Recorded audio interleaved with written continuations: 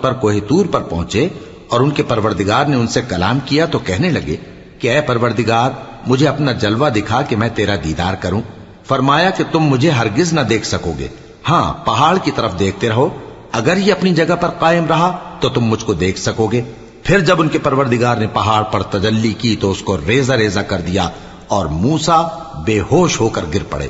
پھر جب ہوش میں آئے تو کہنے لگے کہ تیری ذات پاک ہے اور میں تیرے حضور میں توبہ کرتا ہوں اور جو ایمان لانے والے ہیں ان میں سب سے اول ہوں۔ فرمایا اے موسیٰ میں نے تم کو اپنے پیغام اور اپنے کلام سے نواز کر لوگوں سے ممتاز کیا ہے، تو جو میں نے تم کو عطا کیا ہے اسے تھامے رکھو اور میرا شکر بجا لاؤ۔ اور ہم نے تورات کی تختیوں میں ان کے لیے ہر قسم کی نصیحت اور ہر چیز کی تفصیل لکھ دی۔ پھر ارشاد فرمایا کہ اسے مضبوطی سے تھامے رہو اور اپنی قوم سے بھی کہہ دو کہ ان باتوں پر بہت اچھی طرح عمل کریں۔ میں انقریب تم کو نافرمان لوگوں کا گھر دکھاؤں گا، جو لوگ زمین میں ناحق تکبر کرتی ہیں ان کو اپنی آیتوں سے پھیر دوں گا۔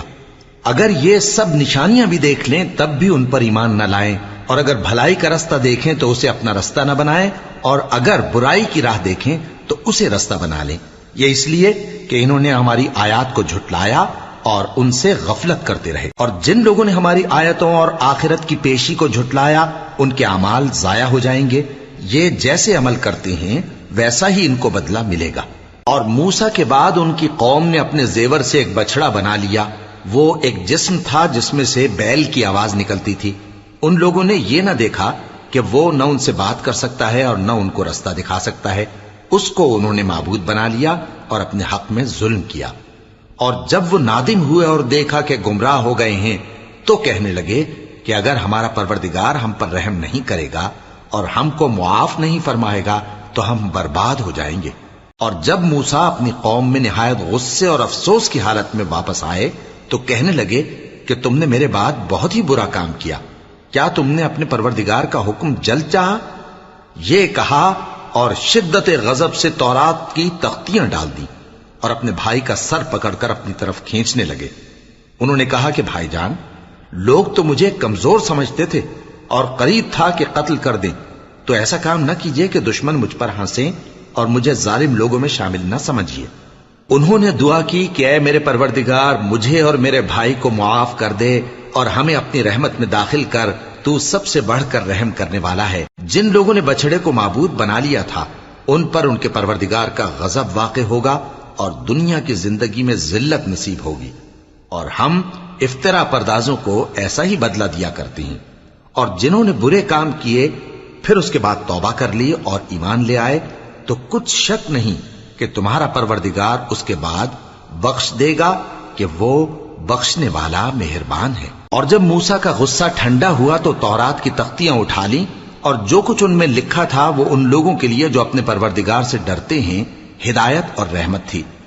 اور موسیٰ نے اس میعاد پر جو ہم نے مقرر کی تھی اپنی قوم کے 70 آدمی منتخب کر کے کوہ طور پر حاضر کیے۔ پھر جب ان کو زلزلے نے آ پکڑا تو موسیٰ نے کہا کہ اے پروردگار اگر تو چاہتا تو ان کو اور مجھ کو پہلے ہی سے ہلاک کر دیتا، کیا تو اس فعل کی سزا میں جو ہم میں سے بے عقل لوگوں نے کیا ہے ہمیں ہلاک کر دے گا؟ یہ تو تیری آزمائش ہے، اس سے تو جس کو چاہے گمراہ رہنے دے اور جسے چاہے ہدایت بخشے۔ تو ہی ہمارا کارساز ہے، سو ہمیں ہمارے گناہ بخش دے اور ہم پر رحم کر، اور تو سب سے بہتر بخشنے والا ہے، اور ہمارے لیے اس دنیا میں بھی بھلائی لکھ دے اور آخرت میں بھی، ہم تیری طرف رجوع ہو چکے۔ فرمایا کہ جو میرا عذاب ہے اسے تو جس پر چاہتا ہوں نازل کرتا ہوں، اور جو میری رحمت ہے وہ ہر چیز کو شامل ہے۔ میں اس کو ان لوگوں کے لیے لکھ دوں گا جو پرہیزگاری کرتے اور زکوٰۃ دیتے اور ہماری آیتوں پر ایمان رکھتے ہیں، وہ لوگ جو اس رسول یعنی نبی امی کی پیروی کرتے ہیں جن کے اوصاف کو وہ اپنے ہاں تورات اور انجیل میں لکھا ہوا پاتے ہیں، وہ انہیں نیک کام کا حکم دیتے ہیں اور برے کام سے روکتے ہیں، اور پاک چیزوں کو ان کے لیے حلال کرتے ہیں اور ناپاک چیزوں کو ان پر حرام ٹھہراتے ہیں، اور ان پر سے بوجھ اور طوق جو ان کے سر پر اور گلے میں تھے اتارتے ہیں۔ تو جو لوگ ان پر ایمان لائے اور ان کی رفاقت کی اور انہیں مدد دی اور جو نور ان کے ساتھ نازل ہوا ہے اس کی پیروی کی، وہی مراد پانے والے۔ اے نبی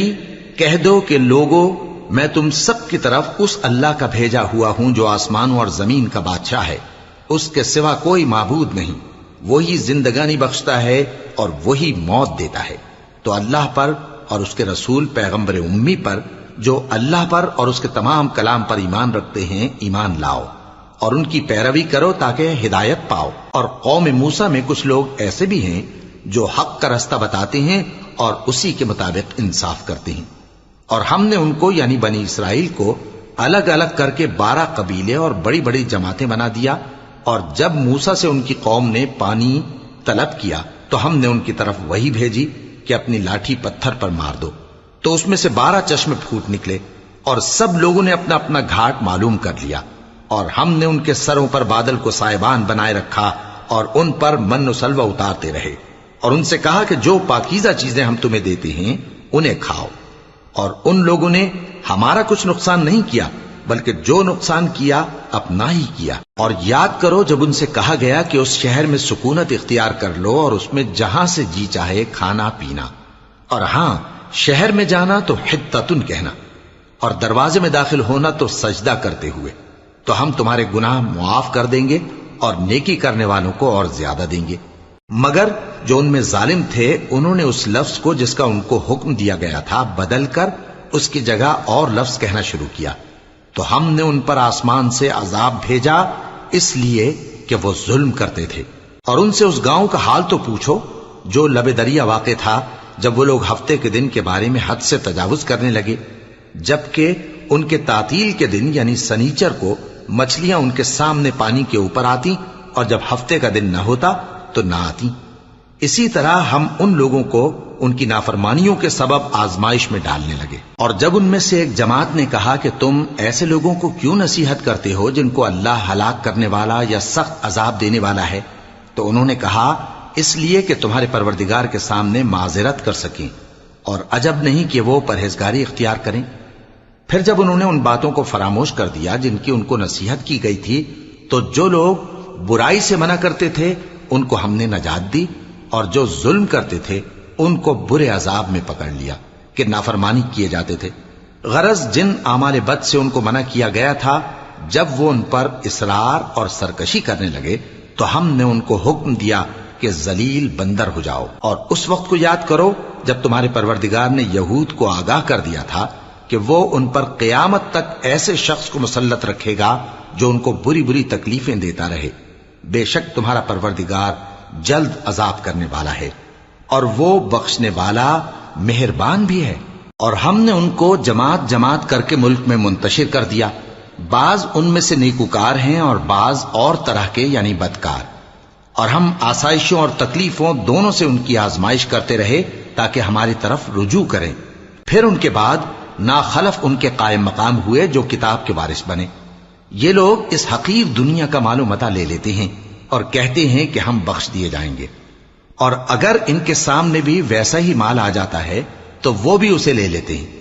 کیا ان سے کتاب کی نسبت عہد نہیں لیا گیا تھا کہ اللہ پر سچ کے سوا اور کچھ نہیں کہیں گے؟ اور جو کچھ اس کتاب میں ہے اس کو انہوں نے پڑھ بھی لیا ہے، اور آخرت کا گھر پرہیزگاروں کے لیے بہتر ہے، کیا تم سمجھتے نہیں؟ اور جو لوگ کتاب کو مضبوط پکڑے ہوئے ہیں اور نماز کا اہتمام کرتے ہیں ان کو ہم اجر دیں گے کہ ہم نیکوکاروں کا اجر ضائع نہیں کرتے۔ اور جب ہم نے ان کے سروں پر پہاڑ اٹھا کھڑا کیا گویا وہ سائبان تھا، اور انہوں نے خیال کیا کہ وہ ان پر گرتا ہے، تو ہم نے کہا کہ جو ہم نے تمہیں دیا ہے اسے زور سے پکڑے رہو، اور جو اس میں لکھا ہے اسے یاد رکھو تاکہ پرہیزگار بن جاؤ۔ اور جب تمہارے پروردگار نے بنی آدم سے یعنی ان کی پیٹھوں سے ان کی اولاد نکالی تو ان سے خود ان کے مقابلے میں اقرار کرا لیا، یعنی ان سے پوچھا کیا میں تمہارا پروردگار نہیں ہوں؟ وہ کہنے لگے کیوں نہیں، ہم گواہ ہیں کہ تو ہمارا پروردگار ہے۔ یہ اقرار اس لیے کرایا تھا کہ قیامت کے دن کہیں یوں نہ کہنے لگو کہ ہم کو تو اس کی خبر ہی نہ تھی، یا یہ نہ کہو کہ شرک تو پہلے ہمارے بڑوں نے کیا تھا اور ہم تو ان کی اولاد تھے جو ان کے بعد پیدا ہوئے، تو کیا جو کام اہل باطل کرتے رہے اس کے بدلے تو ہمیں ہلاک کرتا ہے؟ اور اسی طرح ہم اپنی آیتیں کھول کھول کر بیان کرتے ہیں تاکہ یہ رجوع کریں۔ اور ان کو اس شخص کا حال پڑھ کر سنا دو جس کو ہم نے اپنی آیتیں عطا فرمائیں اور اس کو علم کے لبادے سے آراستہ کیا تو اس نے اس کو اتار پھینکا. پھر شیطان اس کے پیچھے لگا تو وہ گمراہوں میں ہو گیا. اور اگر ہم چاہتے تو ان آیتوں سے اس کے درجے کو بلند کر دیتے، مگر وہ تو پستی کی طرف مائل ہو گیا اور اپنی خواہش کے پیچھے چل پڑا. تو اس کی مثال کتے کی سی ہو گئی کہ اگر اس پر حملہ